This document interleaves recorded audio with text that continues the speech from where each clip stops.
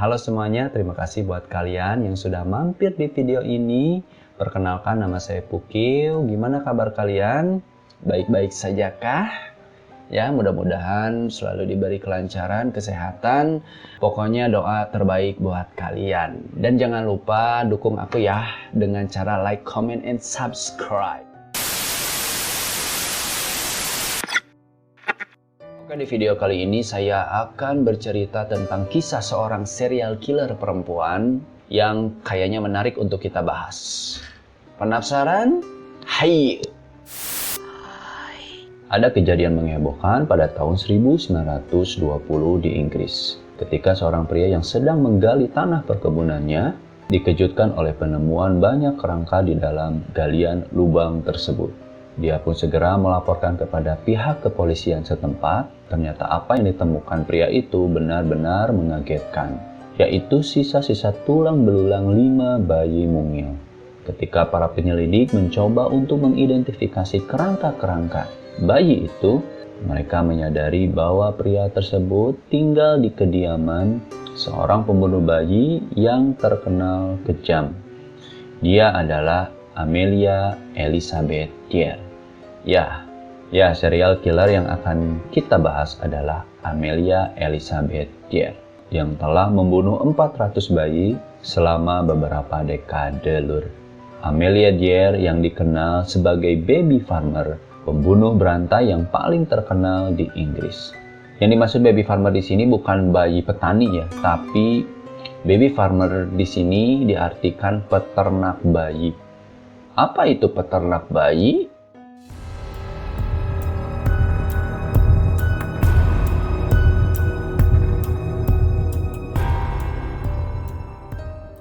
Nah, pada tahun 1800-an di era Elizabeth Victoria, praktek baby farming banyak diminati. Bisnis ini merupakan jasa penitipan bayi. Hanya saja bayi-bayi yang dititipkan merupakan bayi yang tidak diinginkan oleh orang tuanya yang lahir di luar pernikahan atau tekdung. Kalau orang Sunda itu pasti tahu tekdung apa. Jasa baby farmer diketahui akan merawat bayi-bayi itu dalam waktu lama dan orang tualah yang akan membayar semua biaya perawatannya.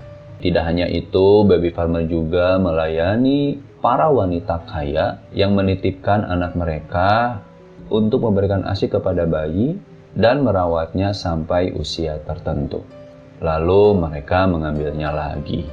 Ada pula yang menggunakan jasa baby farmer karena sang ibu muda belum siap untuk mengurus secara finansial bayi-bayi mereka. Bayi-bayi itu akan ditempatkan di sebuah rumah dan dirawat dengan penuh kasih sayang. Tapi ini ada tapinya ya. Tapi tidak dengan Amelia Dyer.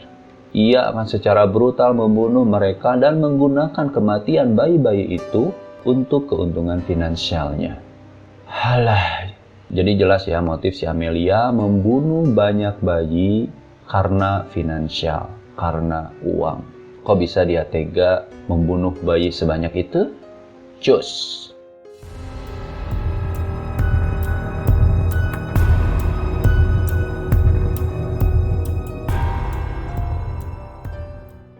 Amelia Dyer dilahirkan dengan nama Amelia Elizabeth Dyer pada tahun 1836. Ia adalah anak bungsu dari 5 bersaudara. 3 saudara laki-laki dan 1 saudara perempuan. 3 saudara laki-lakinya bernama Thomas James William dan saudara perempuannya bernama Anne. Amelia dilahirkan di desa kecil Pile Mars di sebelah timur Bristol. Ayahnya Samuel Hobley merupakan seorang pembuat sepatu terkenal pada zamannya. Karena bisnisnya itu, keluarga Amelia bisa hidup dalam taraf yang lebih baik. Karena pada era Inggris Victorian di tahun 1800-an masih banyak masyarakatnya yang miskin dan kelaparan.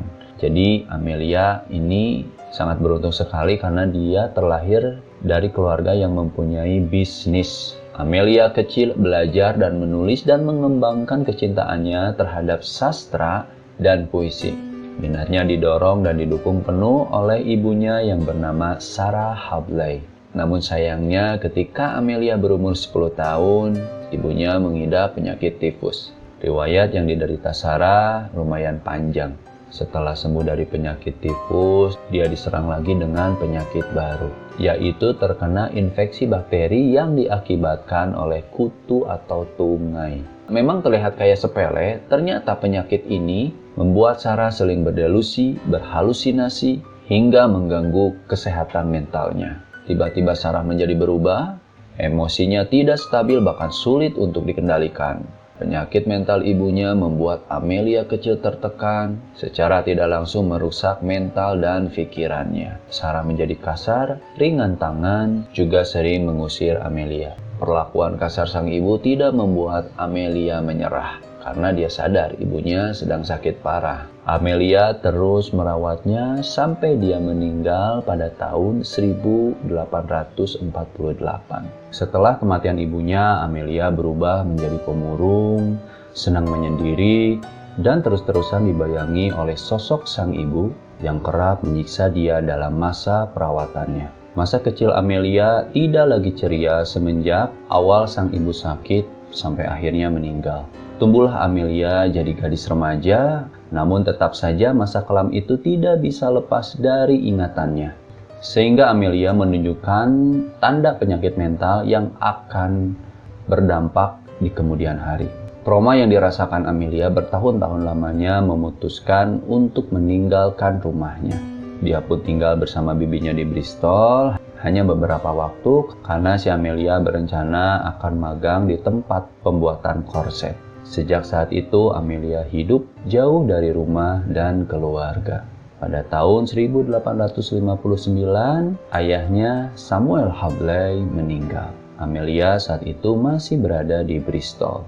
Namun pada usia 22 tahun, dia memutuskan untuk kembali lagi pulang ke kampung halamannya. Hingga sampai tahun 1861, Amelia harus hidup dalam keadaan finansial yang sangat buruk. Amelia diabaikan oleh semua anggota keluarga. Kakak tertuanya, si Thomas, mengklaim semua bisnis sepatu ayahnya. Sedangkan saudara-saudara yang lain sudah mempunyai kehidupan masing-masing tanpa memperdulikan Amelia sedikit pun. Amelia tidak mempunyai secara resmi untuk mengklaim apapun. Dirasa sudah tidak ada lagi harapan dan tempat tinggal. Akhirnya saat berusia 24 tahun, Amelia menjadi terasing secara permanen. Terasing secara permanen di sini maksudnya jadi gembel, jadi gelandangan, lur. Kemudian dengan terpaksa dia harus pindah ke tempat-tempat penginapan di Trinity Street, Bristol. Penginapan di sini diartikan workhouse ya. Rumah yang disediakan pemerintah khusus orang yang terlantar. Di sana dia pun bertemu dengan George Thomas yang saat itu berusia 59 tahun. Terjadilah pandangan pertama dan menjadi sangat dekat saat George menunjukkan ketertarikannya. Nah, di saat itu George pun berstatus sama ya, terlantar, tidak punya tempat tinggal. Namun Amelia saat itu melihat George punya pekerjaan. Meskipun pekerjaannya hanya seorang buruh, pikir Amelia mungkin ini kesempatan untuk melepaskan diri dari kesulitan finansial. Diyakinkanlah George dengan ketertarikan yang sama. Umur yang terpaut jauh tidak menghentikan langkah Amelia agar segera berlanjut pada jenjang yang lebih jauh. Saat itu Amelia masih berumur 24 tahun, sedangkan George berumur 59 tahun. Umur yang memang terpaut sangat jauh. Singkat cerita, kemudian menikahlah mereka berdua, tapi pernikahan mereka tidak segampang yang dikira. Usia yang terpaut jauh jadi penghalangnya. Lalu timbullah ide dalam menyusun kebohongan tentang usia mereka pada akte nikah untuk mengurangi kesenjangan usia. George mengurangi 11 tahun dari usianya dan Amelia menambahkan 6 tahun ke usianya. Pernikahan mereka berjalan lancar, rumah tangganya harmonis, dan akhirnya mereka dikaruniai seorang anak perempuan yang diberi nama Ellen Thomas.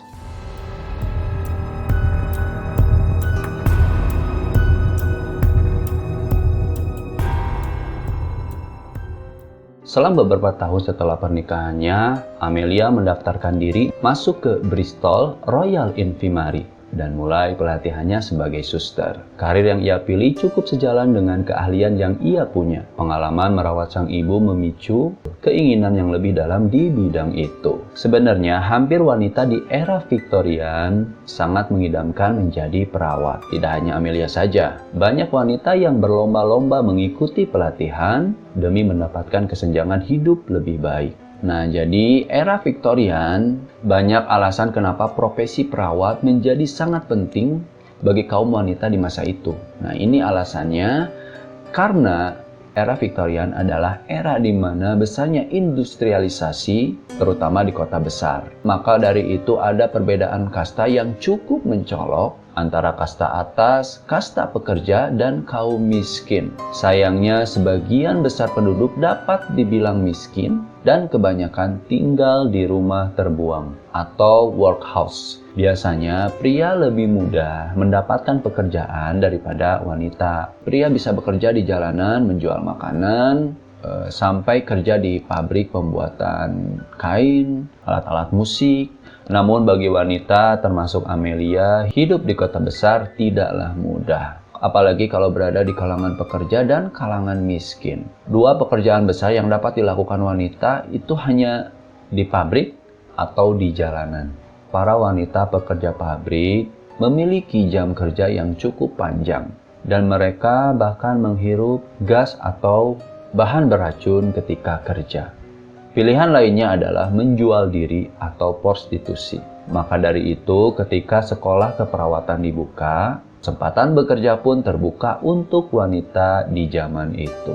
Perjalanan Amelia sebagai suster bukanlah hal yang mudah, namun cukup untuk bertahan hidup. Dia pun bekerja dari pagi sampai mau menjelang malam. Jam kerja yang cukup lama tidak mematahkan semangat dia demi mendapatkan langkah yang jauh lebih besar dari sekedar menjadi seorang suster. Langkah apa yang dimaksud?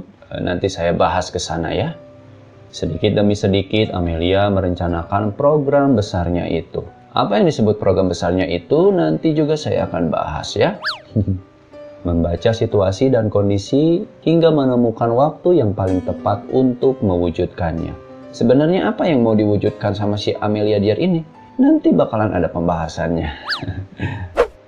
Rasa ingin tahunya di dalam dunia medis semakin menggebu-gebu. Meskipun dia tidak belajar soal obat-obatan karena saat itu terbatasi hanya untuk yang berprofesi dokter. Amelia mendapatkan reputasi yang cukup baik untuk menangani anestesia dan obat penghilang rasa sakit lainnya. Sebagai suster, ia juga belajar menjadi bidan. Ambisinya yang besar membuat dia lupa dengan kesehatannya, jarang santai di rumah, bahkan jarang bertemu dengan suaminya.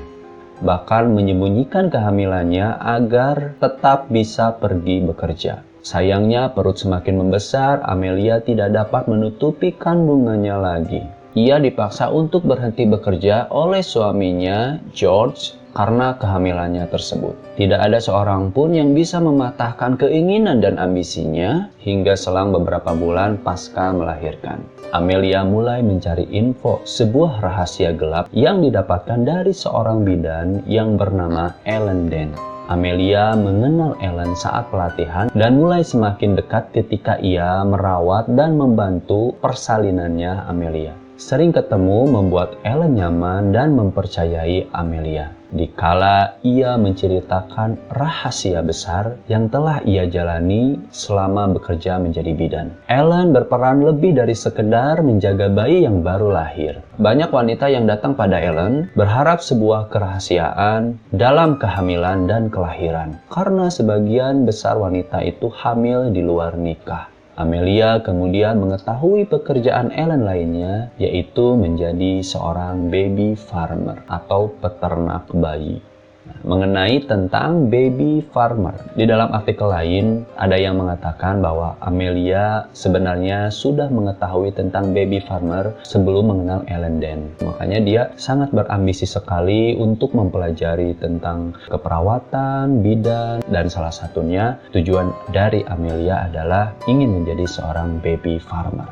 Kenapa Amelia sangat berambisi sekali ingin menjadi baby farmer? Baby farmer menjadi sangat booming ketika pemerintahan Inggris mengeluarkan amandemen hukum tahun 1834 yang isinya telah menghilangkan kewajiban finansial dari sang ayah bagi anak-anak di luar pernikahan. Kenapa pemerintahan Inggris mengeluarkan undang-undang seperti ini? Alasan pemerintah membuat undang-undang ini karena tingkat kehamilan yang tinggi, banyak wanita hamil di luar nikah, tapi tidak mampu membesarkan bayinya, mengakibatkan anak-anak terlantar lalu mati kelaparan. Jadi pada saat era Victorian, banyak bayi-bayi atau anak kecil yang terlantar di jalanan, bahkan sampai meninggal dan dibiarkan membusuk begitu saja. Makanya pemerintah Inggris mengeluarkan undang-undang seperti itu. Namun ketika undang-undang itu disahkan, muncullah yang namanya baby farmer. Baby farmer juga mempunyai alasan-alasan yang lain, diantaranya membesarkan anak-anak sendiri sebagai ibu tunggal sangat didistigmatisasi dalam masyarakat. Itulah sebabnya banyak praktek baby farming bermunculan di era itu, di mana seorang perawat bertindak sebagai agen adopsi atau pembinaan dengan imbalan bayaran dari ibu para bayi. Banyak bisnis didirikan untuk menampung para wanita muda dan merawat mereka sampai mereka melahirkan. Para ibu kemudian meninggalkan bayi-bayi yang tidak diinginkan untuk dirawat menjadi seorang anak perawat. Tapi pengasuh yang tidak bermoral memilih untuk membiarkan para bayi kelaparan demi menghemat uang, bahkan mempercepat kematian. Bayi yang cengeng atau rewel dapat dibius dengan alkohol atau opiat yang mudah didapat. Banyak bayi meninggal akibat praktek yang meragukan ini. Kita balik lagi ke cerita Amelia dan Ellen. Serangkaian cerita dan pengalaman Ellen membuat hati Amelia bergetar. Perlahan jalan semakin terbuka lebar. Kesempatan besar telah datang di balik sosok Ellen. Amelia mulai memanfaatkannya untuk belajar lebih dalam lagi mengenai baby farmer. Akhirnya mantaplah pilihannya untuk menjadi seorang baby farmer. Tapi sayang, Amelia akan mengambil satu langkah lebih jauh. Nah inilah sebenarnya awal dari perjalanan kekejian Amelia yang sebenarnya. Lalu kita masuk nih ke perjalanan Amelia yang membuat kita tercengang ya.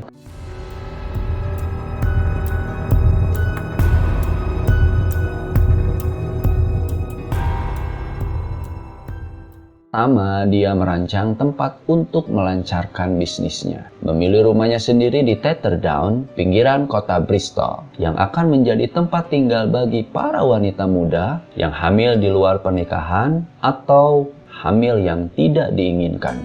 Dia akan menerima bayi-bayi itu dengan syarat pembayaran di awal sebelum menitipkan bayi tersebut. Jadi sistem si Amelia itu nggak ada DP-DP-an. Jadi langsung pembayaran di awal cuy. Pada tahun 1862, suaminya George meninggal dunia. Otomatis mengganggu kondisi finansialnya saat itu. Karena bisnis menjadi baby farming belum begitu banyak menguntungkannya. Harta peninggalan suami tidak mencukupi kebutuhan hidup dia dan anaknya. Amelia semakin menggila merancang bisnisnya secara instan. Apa yang dimaksud dengan instan di sini? Dia akan menghalalkan segala cara demi mendapatkan uang dengan cepat. Beberapa saat setelah kematian suaminya, ia lebih sering menggunakan nama palsu seperti Nyonya Harding dan Nyonya Smith. Apa tujuannya si Amelia mengganti namanya? Nah inilah salah satu modus untuk menggait korbannya. Agar bisnisnya itu lebih populer, dia pun mulai memasang iklan di surat kabar lokal yang menyediakan rumah aman penuh kasih bagi anak-anak. Dia kemudian akan meminta bayaran satu kali dalam jumlah besar atas imbalan jasanya. Di dalam iklannya Amelia memasang harga sebesar 10-80 euro per anak. Setelah iklan dipasang, beberapa wanita mulai menghubungi Amelia.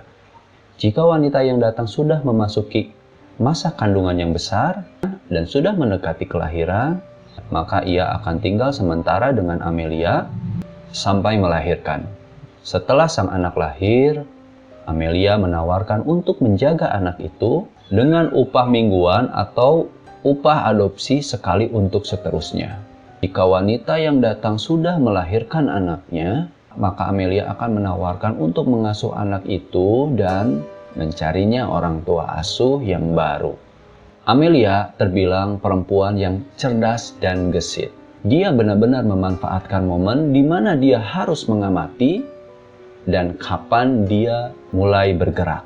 Selang beberapa bulan setelah memasang iklan di surat kabar lokal, kini kondisi rumahnya sudah disesaki banyak pasien dari wanita muda yang sedang hamil dan bayi yang baru dilahirkan.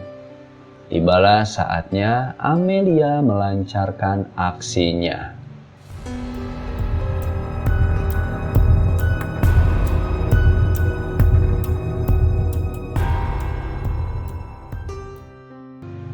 Dengan sangat matang dia menyusun pembunuhan bagi bayi-bayi yang telah dia pilih untuk dieksekusi. Daripada menghabiskan uang untuk memberi makan dan merawat bayi-bayi itu, Dier menyadari ada cara yang lebih mudah untuk mengantongi uang, yaitu dengan menyingkirkan anak-anak. Ada 3 cara yang dilakukan Amelia untuk melenyapkan bayi-bayi itu.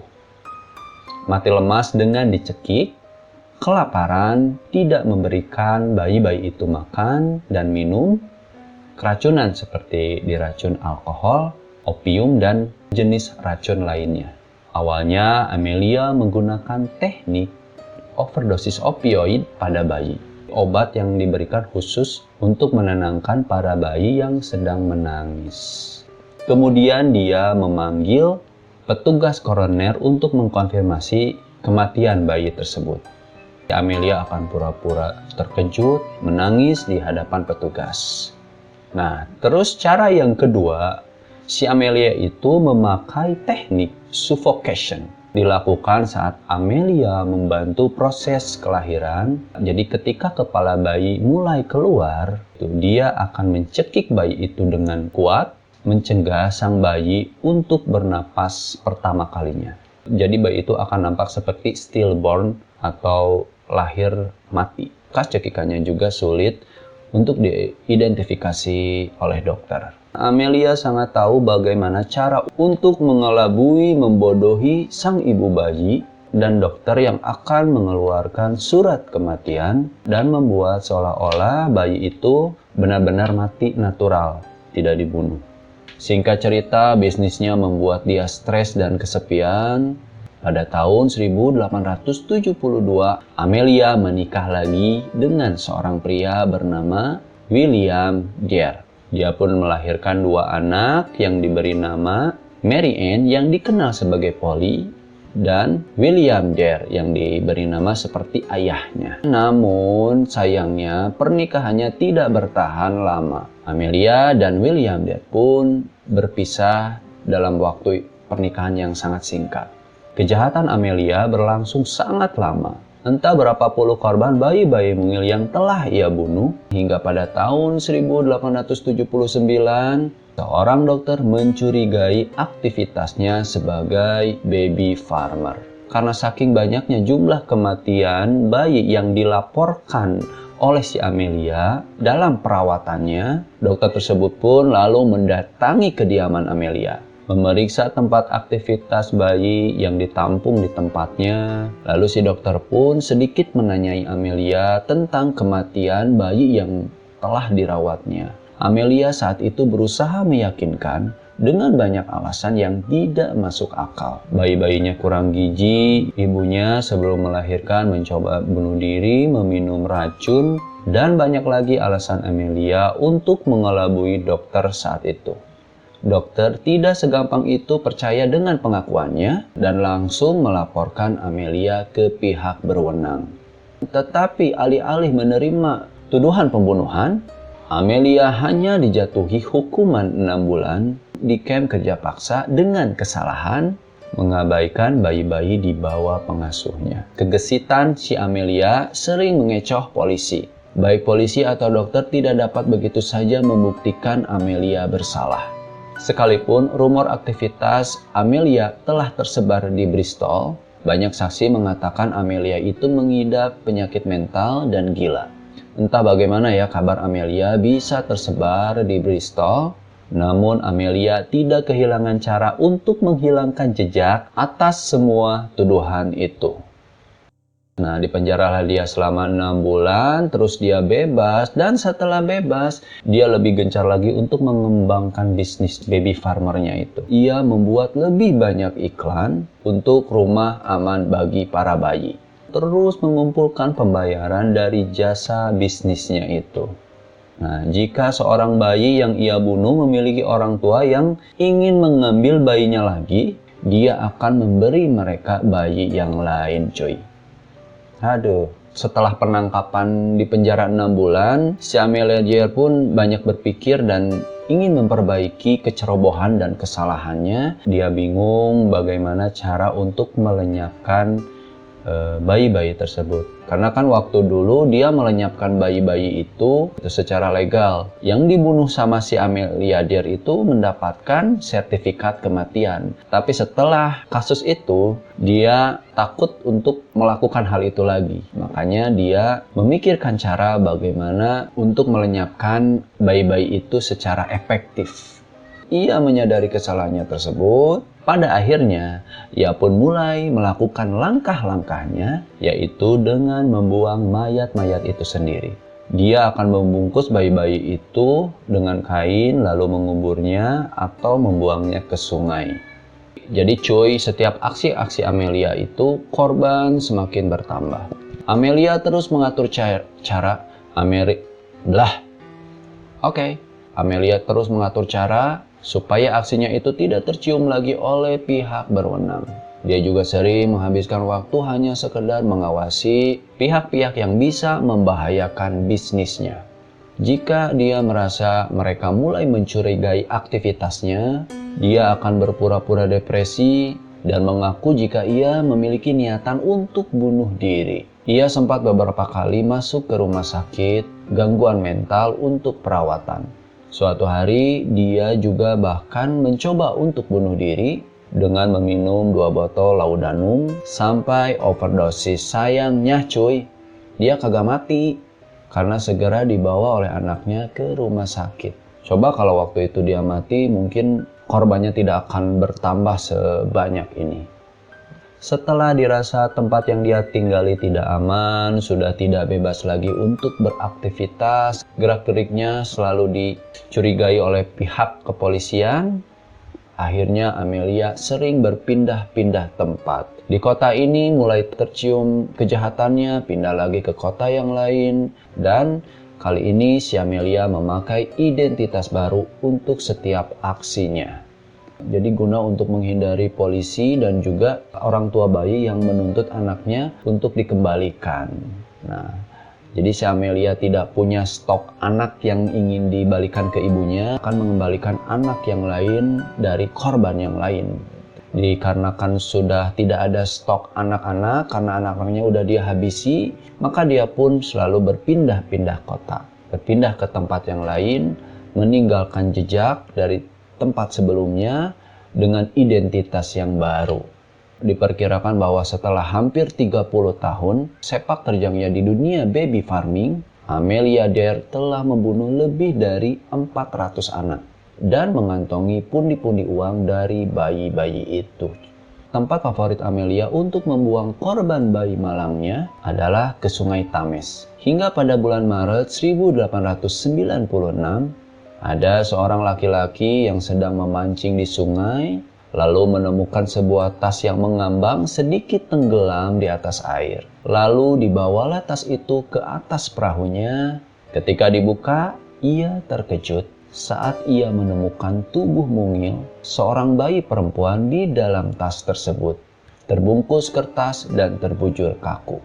Seorang polisi dengan teliti memperhatikan ada sebuah nama yang hampir pudar di dalam tasnya itu, yang ditulis dengan tulisan Nyonya Thames. Ternyata alamat yang ditujukan adalah tempat tinggal Amelia Dyer. Dan meskipun polisi bisa menemukan alamat Amelia berkat mayat bayi, tetapi mereka belum bisa menuduhnya atas kejahatan tanpa bukti langsung. Polisi pun Polisi langsung merancang membuat jebakan. Jadi kepolisian menggunakan wanita muda sebagai umpan, lalu mereka berpura-pura memasang iklan tentang seseorang yang membutuhkan jasa penitipan anak. Polisi sengaja menyebarkan iklan itu di sekitar kediaman Amelia. Dengan cepat, Amelia Dare menjawab iklan tersebut dan langsung mengatur pertemuan dengan wanita itu. Bertemulah mereka di daerah yang tidak jauh dari kediaman Amelia. Terjawablah sudah, alamat yang ditemukan di dalam tas yang berisi jasad bayi itu ternyata alamat tempat prakteknya Amelia Dare. Akhirnya menuntunnya pada jebakan polisi. Polisi langsung mengepung Amelia, menyisir setiap ruangan, dari lantai ke lantai, kamar ke kamar, hingga polisi dikejutkan dengan satu ruangan yang beraroma mayat manusia yang sudah busuk. Di sana ada sejenis meteran kain yang digunakan untuk melilit leher bayi, telegram tentang pengaturan adopsi, iklan dan surat-surat dari para korban yang menanyakan tentang keberadaan anak-anak mereka. Polisi juga menemukan koper yang sudah dikemas rapi, seolah Amelia akan melarikan diri lari dari tempat itu. Akhirnya Amelia kali ini tertangkap dengan bukti yang sangat kuat dan menjebloskannya ke penjara.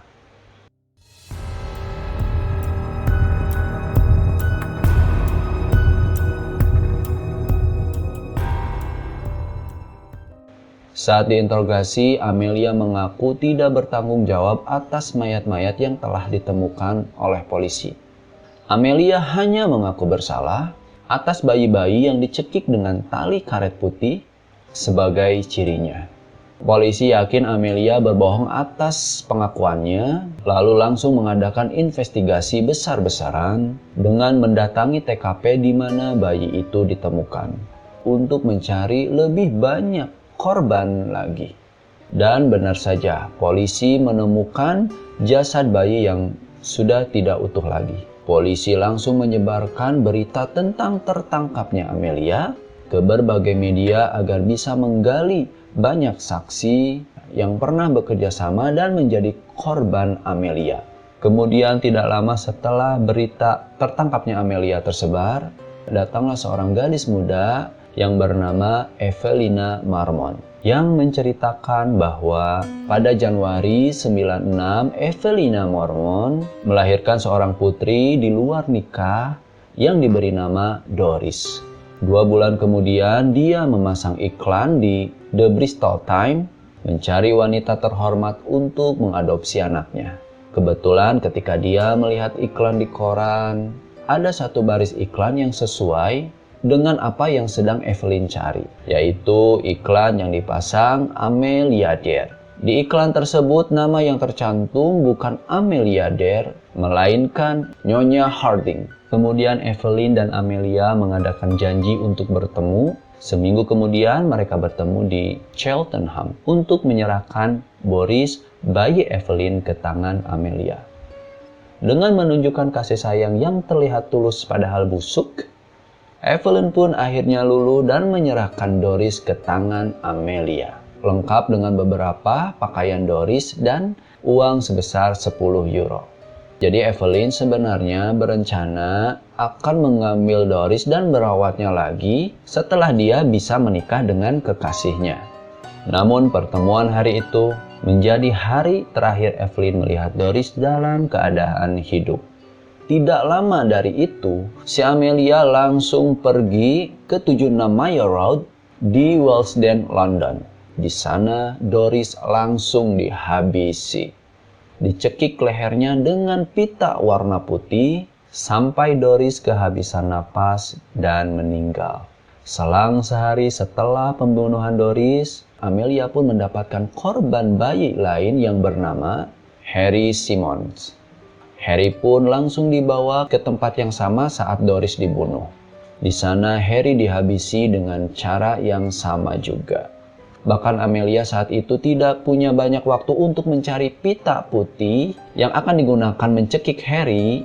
Terpaksa si Amelia mengambil pita bekas mencekik Doris yang pada saat itu jasad Doris berada di samping Harry, lalu mengambil pita putih itu dari leher Doris yang telah terbujur kaku. Dia langsung melingkarkan tali putihnya ke leher Harry dan mencekiknya hingga tewas. Setelah bayi Doris dan Harry meninggal, si Amelia tidak langsung membuangnya tapi menyimpan terlebih dahulu beberapa hari. Dan pada tanggal 2 April 96, kedua jenazah bayi malang itu dibungkus karpet, dimasukkan ke dalam tas besar, lalu dibebani dengan batu berat dan dilemparlah oleh Amelia ke sungai Thames di Caversham Loch dekat Reading. Jadi setelah kepolisian mendengar kesaksian Evelyn pun dibawa ke ruang jenazah untuk melihat jenazah bayi-bayi yang telah polisi temukan di sungai Thames. Dan ternyata Evelyn bisa menemukan mayat Doris yang masih bisa diidentifikasi. Nah, itulah kejahatan yang dilakukan si Amelia Dyer. Meskipun diperkirakan bahwa jumlah total korban antara 300 sampai 400 bayi, tapi hanya 3 korban saja yang diidentifikasi dan dikaitkan secara positif dengan Amelia Dyer. Amelia ditangkap pada tanggal 14 April 1986. Dia mengaku melakukan pembunuhannya seorang diri, tanpa campur tangan orang lain. Sebelumnya dia meyakinkan polisi bahwa anak perempuannya, Mary Ann, dan menantunya Arthur Palmer jangan ikut ditangkap karena mereka tidak terlibat dalam kejahatannya. Namun Mary Ann dan Arthur tidak lepas dari interogasi polisi. Setelah diperiksa pada awal Mei, tidak ada bukti yang ditemukan bahwa mereka terlibat sebagai kaki tangan ibunya. Amelia Dyer mengajukan surat permohonan terakhirnya kepada hakim pengadilan pada tanggal 16 April 1896. Yang isinya bersumpah bahwa Amelia melakukan kejahatannya tanpa campur tangan orang lain dan memohon untuk tidak melibatkan anaknya, Mary Ann, dan menantunya Arthur dalam kasusnya. Pada 22 Mei 1896, Amelia muncul di Old Bailey dan mengaku bersalah hanya atas 1 pembunuhan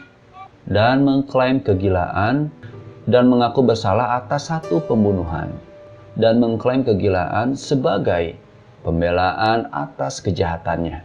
Dia menggunakan kegilaannya sebagai cara untuk menghindari hukum. Sebelum menjalani eksekusi, Amelia mendengar bahwa anaknya telah dibebaskan dari segala tuntutan. Amelia Dyer menjalani eksekusinya dengan cara digantung. Dilakukan oleh James Billington di penjara Newgate pada hari Rabu, 10 Juni 1896 pada jam 9 pagi. Di akhir hidupnya sampai dia digantung, dia tidak mengaku telah membunuh sekitar 300 sampai 400 bayi.